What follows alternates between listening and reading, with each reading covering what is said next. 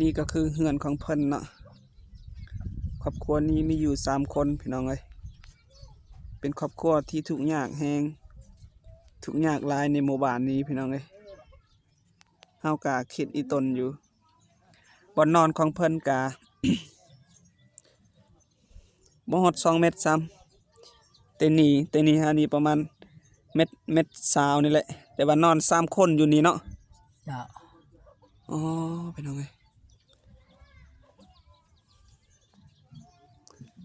คันเพิ่นอยากซื้อเรือนี่อยากได้หยังแน่บ่อยากได้แล้ว อยากได้เฮือนเนาะอยากเห็นอยากได้เฮือน เขากินเนี่ยข้าวกินก็บ่มีเฮือนก็เงินอยู่ก็ประมาณนี้พี่น้องเอ้ยเวลาฝนตกหรือว่ายาม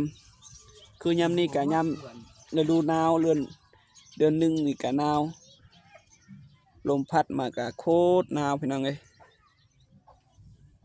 แล้วตอนนี้